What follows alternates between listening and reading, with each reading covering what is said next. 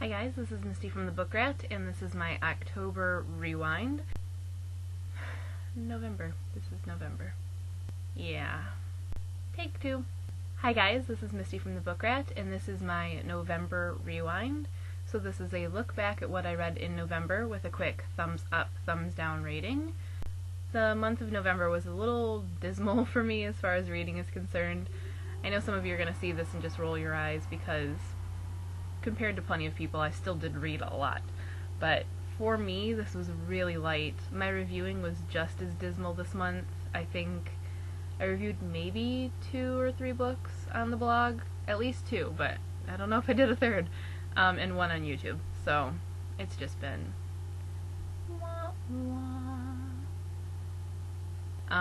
partly it's that it's a holiday month, and partly it's that it was crazy at work. But part of it was just me being lazy. They put the Vampire Diaries on Netflix. Yeah. So anyway, enough excuses. I'm just gonna get right into it. This is what I read in November. Poison Diaries by Mary Rose Wood. There's a review for this on my blog. It is a thumbs up, but it's kind of like slightly tilted to the side. It's just a weird little book. When I finished it on Goodreads, my one-line review was that it was a strange little mindfuck of a novel, and I stand by that. I think it's kind of magical realism, which you don't see a lot of in YA. It's just a little weird and a little quirky and a little dark.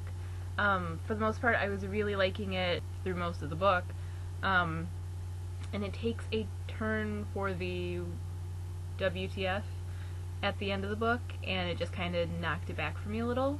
It's not so much what happens that kind of knocked it back for me, but that it ended after what happens. I think it just needed a little more, you need time for your brain to adjust to what the fuckery. But the good thing is, I then read The Poison Diaries, Nightshade by Mary Rose Wood. This is book 2, obviously. Picks up shortly after book 1 ends, little time in between, maybe a month or so. And the good thing is, by that point your mind has adjusted, things make more sense. Book 1 ends in a kind of fevered place, like literally fevered, so it's just all surreal and weird. And this one, since it picks up in a saner place, sane being a relative term, it's just more palatable and easy to get into, and there's been time to kind of come around to it. So this one gets a definite thumbs up, and it actually made me like book 1 more. Now, I'm a firm believer that your liking of one book shouldn't be dependent on another book, but in this case, I think if you read them back to back, they're going to really work more. I kind of would have liked to see them just be one novel. This one definitely takes a magical realist stance, and it's really, really dark at times. It follows some really dark things and explores some territory that you don't necessarily expect from a historical YA. But it is about poison, so that's not all that shocking, I guess. But yeah, I really like it. I don't think it's everyone's cup of tea by any means, but if you are a little weird, quirky, or dark, I think you will like this. Brightly Woven by Alexandra Bracken. I have been dying to read this for so long.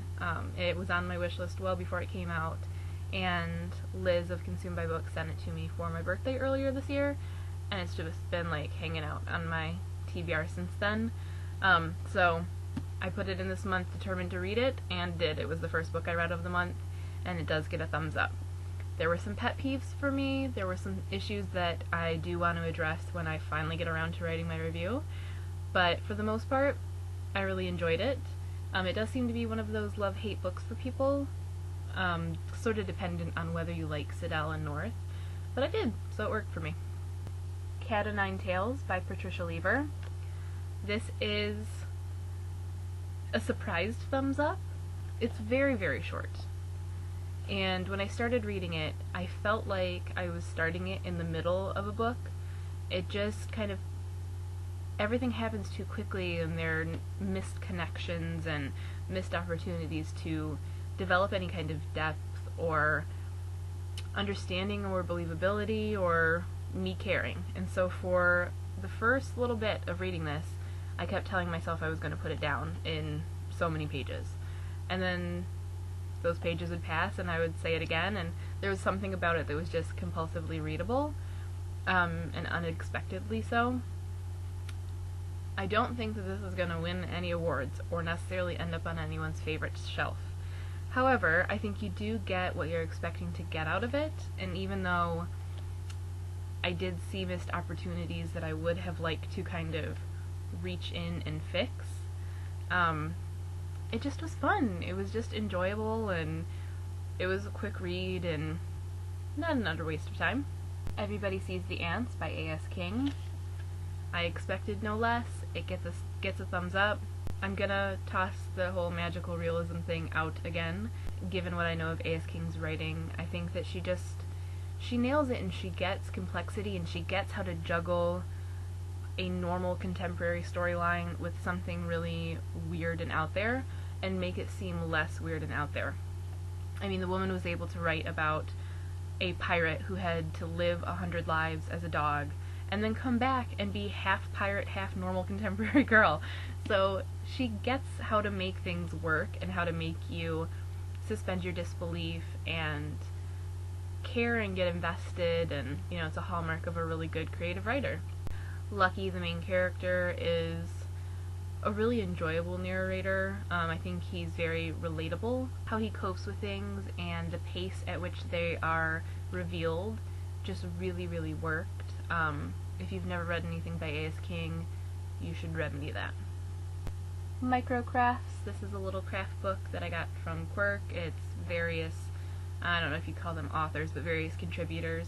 All kinds of fun little crafty things, like these little miniature fairy tale cards, which I will definitely be making and someone will definitely be getting for Fairy Tale Fortnite.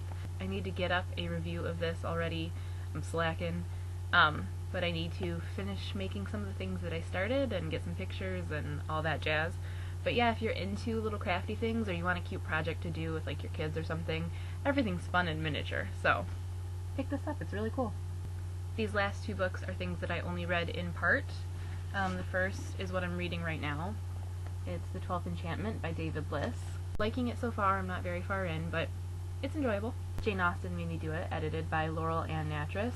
I think I read like a story in this, and I liked it. I just, again, am slacking. So I'm going to try to read a couple more of these just intermittently. Maybe do like a short story Saturday thing every now and then and just review one or two, but the bulk of it I'm going to be saving for Jane and June, and I already knew that. So that's how I did this month. I know it is still a lot of books, but it's not nearly what I had wanted or intended to do, and I definitely got to get reviewing. I was having a lazy month, and I'm okay with that because I caught up on the Vampire Diaries, and it was awesome. Anyway, if you do a wrap-up for your month of reading, make sure that you link it below and let me know so I can check it out. Or if you do your own TBR for the month, you can link that up here or on the TBR video for December. If you agree or disagree with anything that I read this month, make sure you let me know. Or if you're excited to read any of it or want to know more about it, feel free to ask me in the comments. And as always, happy reading! So this is what I wed?